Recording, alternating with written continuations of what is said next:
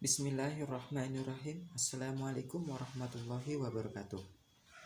Salam sejahtera untuk kita semua. Semoga kita semua dalam lindungan Allah Subhanahu wa Ta'ala yang telah memberikan kita semua nikmat sehat sehingga kita semua bisa menjalankan aktivitas kita masing-masing. Sebelumnya perkenalkan, nama saya Muhammad Rizky, NIM 404211019, Prodi Pendidikan Bahasa dan Sastra Indonesia. Di sini saya akan memenuhi tugas UTS mata kuliah teori pembelajaran dan Bu Sintia selaku dosen pengampu mata kuliah. Langsung saja ke materinya. Apa itu belajar?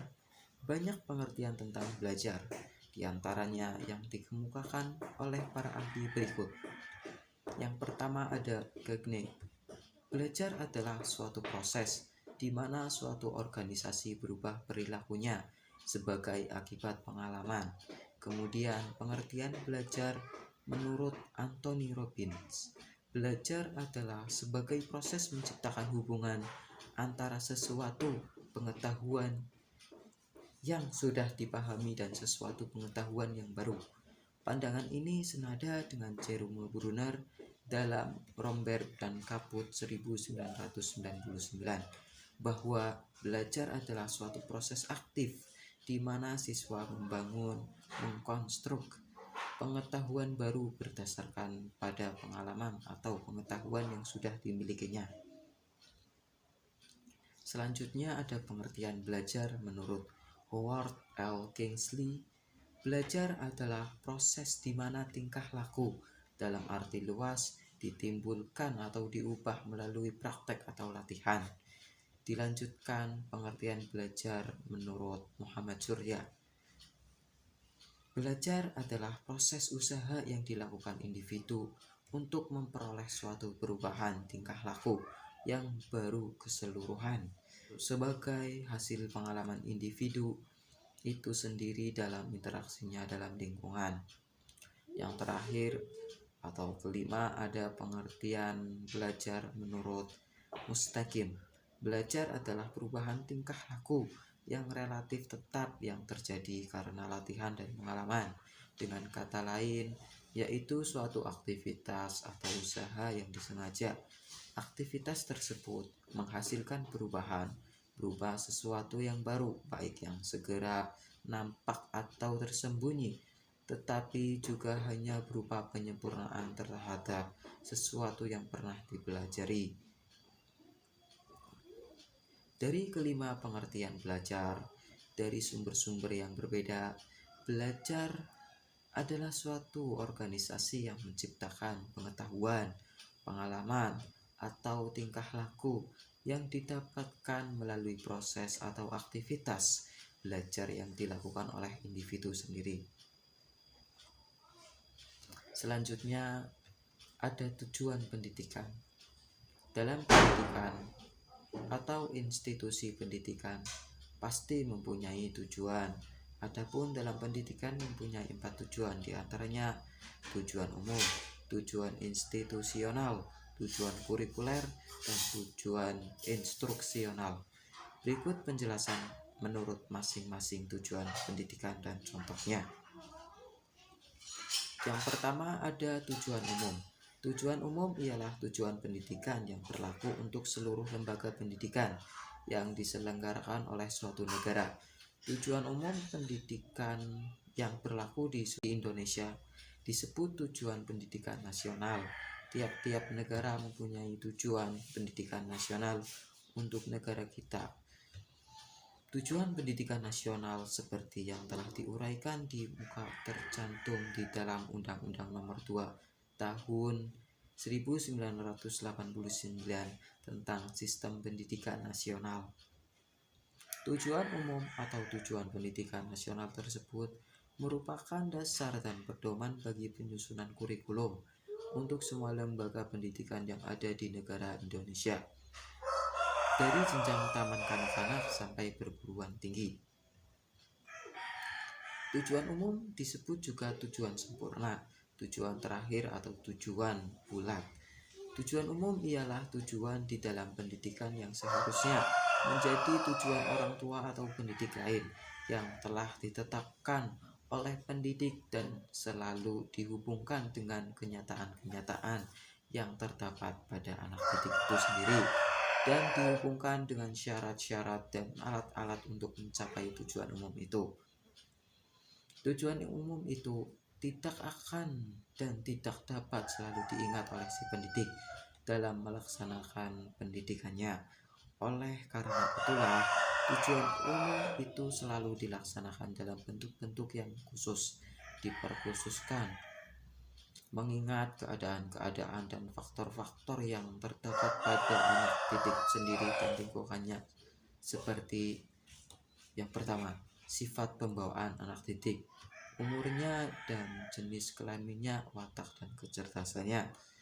Kedua, kemungkinan dan kesanggupan keluarga anak didik itu, miskin atau kaya, terbelajar atau tidak, dan lain-lain. Masih primitif atau sudah majukah masyarakat sekitar anak itu? Apakah ada istiadat masyarakat di situ menghambat atau melancarkan jalannya pendidikan anak-anak itu, dan sebagainya. Yang ketiga, ada tempat dan masyarakat yang menjadi tujuan anak didik itu. Jabatan-jabatan, pekerjaan-pekerjaan, dan fungsi-fungsi masyarakat apakah yang diperlukan?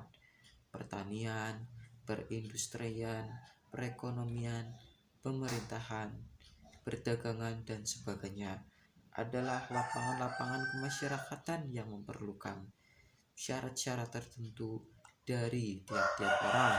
Dengan kata lain, tidak kepada semua anggota masyarakat diminta syarat-syarat yang sama. Yang keempat, ada tugas badan dan tempat pendidikan. Keluarga atau rumah tangga, sekolah, badan-badan keagamaan, badan-badan sosial, dan sebagainya sudah tentu mempunyai tugas yang berbeda-beda dalam mendidik anak-anak. Masing-masing akan memperhatikan kepribadian anak didik dari sudutnya sendiri-sendiri. Tugas negara atau yang kelima, tugas negara dan masyarakat. Di sini dan sekarang, tugas suatu bangsa atau umat manusia di dalam suatu negara yang dijajah atau yang sudah merdeka berlebihan. Demikian pula keadaan bangsa dan umat manusia dahulu berbeda dengan sekarang. Maka dari itu, tujuan sempurna dengan sendirinya mengalami penentuan yang berlainan dengan pula kemampuan-kemampuan yang ada pada pendidik sendiri. Seperti pernah diuraikan, hidup si pendidik turut menentukan arah tujuan pendidikan.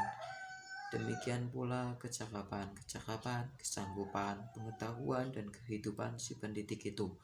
Tujuan umum ini dengan demikian harus ditentukan yang sungguh-sungguh konkret dengan memperhitungkan dan memperhatikan segala kenyataan. Selanjutnya ada tujuan institusional. Tujuan institusional ialah tujuan pendidikan yang akan dicapai menurut jenis dan tingkatan sekolah atau lembaga pendidikan masing-masing. Tujuan institusional ini tercantum di dalam kurikulum sekolah atau lembaga pendidikan yang menggambarkan yang harus dicapai setelah selesai belajar di sekolah itu. Dengan demikian, tujuan institusional SMA tidak sama dengan STM dan sebagainya. Sebagai contoh, tujuan institusional SMP seperti tercantum dalam kurikulum SMP 1975 adalah sebagai berikut.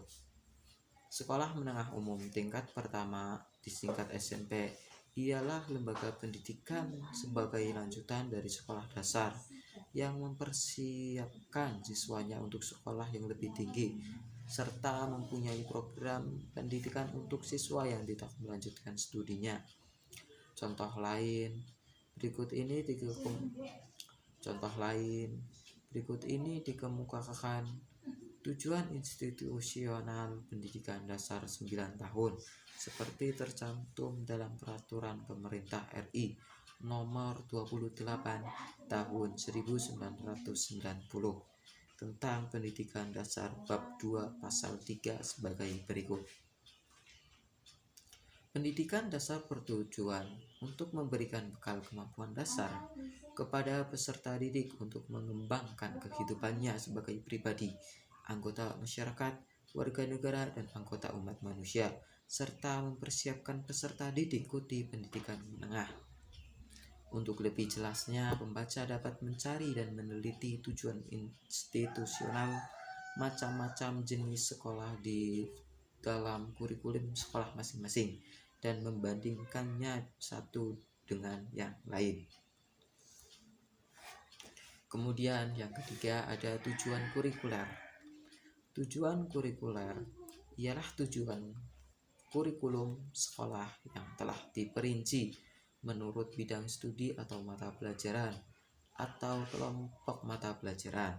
Jadi tujuan kurikuler ialah tujuan tiap-tiap mata pelajaran untuk suatu sekolah tertentu. Meskipun tujuan institusional sekolah yang sejenis adalah sama, tiap bidang studi atau mata pelajaran mempunyai tujuan masing-masing yang berbeda. Namun demikian, tidak boleh dilupakan baik tujuan tiap mata pelajaran maupun tujuan institusional. Keduanya merupakan penjabaran dari tujuan umum. Dengan kata lain, tujuan kurikuler tiap mata pelajaran tidak boleh menyimpang dari tujuan institusional lembaga pendidikan yang bersangkutan, dan tujuan institusional itu sendiri tidak boleh bertentangan dengan tujuan umum dan tujuan nasional. Sebagai ilustrasi, di sini penulis kemukakan tujuan pengajaran ilmu kimia di SMA seperti tercantum dalam kurikulum SMA tahun 1975 sebagai berikut. Tujuan pengajaran ilmu kimia di SMA ialah untuk menanamkan pengertian-pengertian pada siswa tentang sifat-sifat zat dan perubahannya sebagai landasan untuk mengembangkan pengetahuannya tentang ilmu kimia dan untuk memahami masalah-masalah dunia modern yang berhubungan dengan sifat-sifat zat dan proses-proses kimia, misalnya masalah sumber bahan dan sumber energi, serta masalah pencemaran. Juga bertujuan untuk menanamkan sikap ilmiah pada siswa dan melatih untuk memecahkan masalah secara ilmiah. Bagi guru, memahami tujuan pelajaran yang diajarkan sekolah tertentu adalah penting. Dengan memahami tujuan kurikuler tersebut akan membantu guru dalam merumuskan tujuan instruksional dari pokok bahasan atau subpokok bahasan yang akan diajarkan. Di samping itu, jika guru mengajarkan mata pelajaran yang sama pada sekolah yang berbeda jenis atau tingkatnya, tidak akan menuntut penguasaan bahan dan hasil yang sama, karena ia mengetahui bahwa tujuan institusional dan tujuan kurikuler dari sekolah yang tidak sejenis itu tidak sama pula. Yang terakhir ada tujuan instruksional. Tujuan instruksional ialah tujuan pokok bahasan atau subpokok bahasan, topik-topik atau subtopik yang akan diajarkan oleh guru. Tujuan instruksional biasanya dibedakan menjadi dua macam, yaitu tujuan instruksional umum atau disingkat dengan TIU dan tujuan instruksional khusus atau yang disingkat dengan TIK. Umumnya TIU dari tiap-tiap pokok bahasan telah dirumuskan di dalam kurikulum sekolah, khususnya di garis-garis besar program pengajaran atau dalam singkatan GBPP. Sedangkan TIK adalah tujuan pengajaran yang diharapkan dapat dicapai oleh siswa pada akhir tiap jam pelajaran. TIK dibuat atau dirumuskan oleh guru sendiri dan dicantumkan di dalam program satuan pelajaran atau satpel. Perumusan TIK tidak boleh menyimpang atau bertentangan dengan TIU dari pokok bahasan yang akan diajarkan. Bagaimana kriteria atau syarat-syarat merumuskan TIK akan diuraikan lebih lanjut dalam uraian selanjutnya. Dengan merumuskan tujuan instruksional, terutama TIK sebelum mengajarkan suatu pokok bahasan, guru dapat membayangkan hasil tingkah laku behavioral objectives. Apa yang harus dicapai atau dikuasai siswa setelah mengalami proses mengajar dan belajar tertentu. Di samping itu, dengan merumuskan TIK, guru dapat menetapkan atau memilih materi atau bahan pelajaran, metode mengajar, kegiatan belajar, serta alat evaluasi belajar mana yang relevan untuk mencapai tujuan yang telah dirumuskan. Untuk memberikan gambaran yang lebih jelas tentang tujuan instruksional, khususnya TIO, berikut ini akan diberikan kutipan dari salah satu halaman GPPP yang berlaku di SD mengenai mata pelajaran atau bidang studi. Dengan kutipan tersebut, pembaca dapat mengetahui bagaimana hubungan antara tujuan instruksional dengan pokok bahasan dan subpokok masing-masing. Selanjutnya, dalam proses belajar, tentunya kita akan memperoleh hal baru atau memiliki perubahan dari proses belajar tersebut. Perubahan, dampak, atau hasil dari proses belajar meliputi yang pertama ada perubahan pengetahuan atau kognitif, yang kedua perubahan keterampilan atau psikomotorik, dan yang terakhir atau yang ketiga ada perubahan nilai atau sikap atau yang dikenal dengan afektif.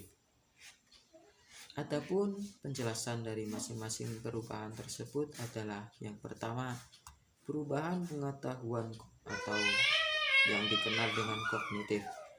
Istilah kognitif berasal dari kata cognition yang padanya knowing berarti mengetahui. Dalam arti yang luas, cognition atau kognisi ialah perolehan, penataan, dan penggunaan pengetahuan. Dalam perkembangan selanjutnya, istilah kognitif menjadi populer sebagai salah satu domain atau wilayah ranah psikologis manusia yang meliputi setiap perilaku mental yang berhubungan dengan pemahaman, pertimbangan, pengelolaan informasi, pemecahan masalah, kesengajaan, dan keyakinan. Ranah kewajiban yang berpusat di otak ini juga berhubungan dengan konasi atau kehendak dan afeksi perasaan yang berhubungan dengan ranah rasa. Selanjutnya seorang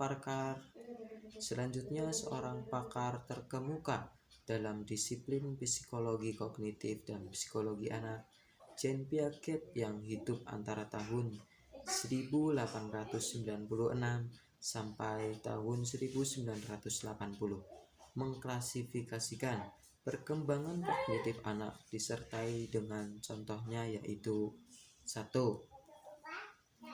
Tahap sensori motor, yakni perkembangan kognitif yang terjadi pada usia 0 sampai 2 tahun.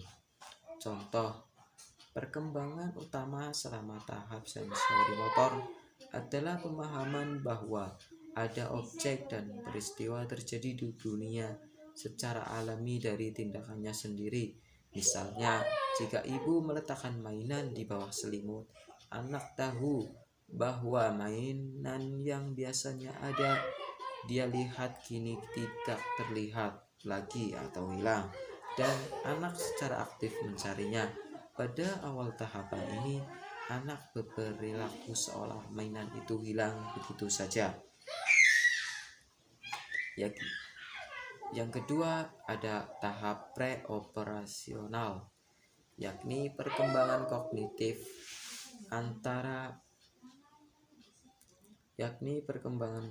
yang terjadi pada usia 2 sampai 7 tahun. Contoh, perkembangan anak terdiri dari membangun pengalaman tentang dunia melalui adaptasi, dan bekerja menuju tahap konkret. Ketika ia bisa menggunakan pemikiran logis selama akhir tahap ini, anak secara mental bisa mempresentasikan peristiwa dan objek, fungsi semiotik atau benda atau tanda, dan terlihat dalam permainan simbolik. Kemudian ada tahap konkret operasional, yakni perkembangan ranah kognitif yang terjadi pada usia 7-11 tahun. Contoh, pada tahapan ini si kecil cukup dewasa untuk menggunakan pemikiran atau pemikiran logis, tapi hanya bisa menerapkan logika pada objek fisik. Anak mulai menunjukkan kemampuan konservasi jumlah, luas, volume, orientasi. Meskipun anak bisa memecahkan masalah dengan cara logis, mereka belum bisa berpikir secara abstrak atau hipotesis. Selanjutnya ada tahap formal operasional yang terjadi pada usia 11-15 tahun. Contoh, saat remaja memasuki tahap ini, mereka memperoleh kemampuan untuk berpikir secara abstrak dengan memanipulasi ide di kepalanya tanpa ketergantungan pada manipulasi konkret. Seorang remaja bisa melakukan perhitungan matematis, berpikir kreatif, menggunakan penalaran abstrak, dan membayangkan hasil dari tindakan tertentu. Yang kedua ada perubahan keterampilan atau psikomotorik. Psikomotorik adalah kemampuan yang berkaitan dengan keterampilan atau skill. Kemampuan bertindak setelah seorang menerima pengalaman belajar tertentu. Hasil belajar ranah psikomotorik dikemukakan oleh Simpons 1956 yang menyatakan bahwa hasil belajar psikomotor ini tampak dalam bentuk keterampilan atau skill dan kemampuan bertindak individu. Hasil belajar ini sebenarnya merupakan kelanjutan dari hasil belajar kognitif dan afektif. Hal ini bisa dilihat apabila peserta didik telah menunjukkan perilaku atau perbuatan tertentu sesuai dengan makna yang terkandung dalam kemampuan kognitif dan kemampuan afektifnya. Contoh kemampuan psikomotorik meliputi 1. Gerak refleks, 2.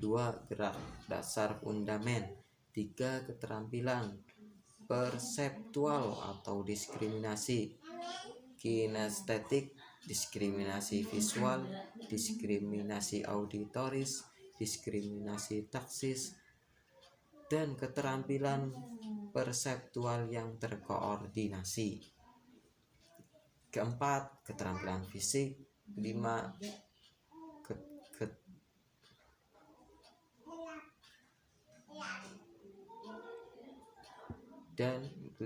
Gerakan terampil. Dan yang terakhir, komunikasi non-diskusi tanpa bahasa melalui gerakan ekspresif, gerakan interpretatif. Yang terakhir ada 3 perubahan nilai dan sikap atau yang dikenal dengan afektif.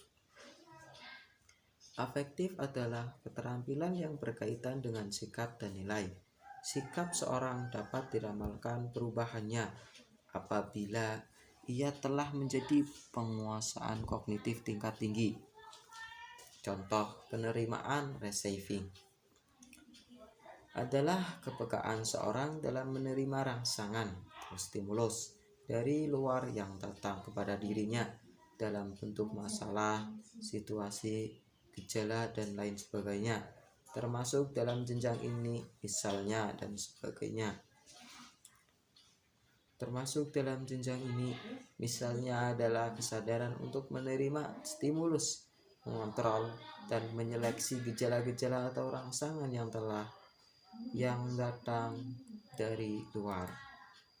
Yang kedua ada jawaban atau responding. yakni reaksi yang diberikan oleh seseorang terhadap stimulasi yang datang dari luar. Ketiga, ada penilaian atau valuing. Menilai atau menghargai artinya memberikan nilai atau memberikan penghargaan terhadap suatu kegiatan atau objek, sehingga apabila kegiatan itu tidak dikerjakan dirasakan akan membawa kerugian atau penyesalan. Keempat, ada organisasi, mencakup kemampuan untuk membentuk suatu sistem nilai sebagai pedoman dan pegangan dalam kehidupan yang dinyatakan dalam pengembangan suatu perangkat nilai. Yang kelima, ada karakteristik nilai atau pembentukan pola hidup, mencakup kemampuan untuk menghayati nilai-nilai kehidupan sehari-hari sehingga pada dirinya dijadikan pedoman yang nyata dan jelas dalam berbagai bidang kehidupan. Berikut penjelasan dari saya, kurang lebihnya saya mohon maaf. Wassalamualaikum warahmatullahi wabarakatuh.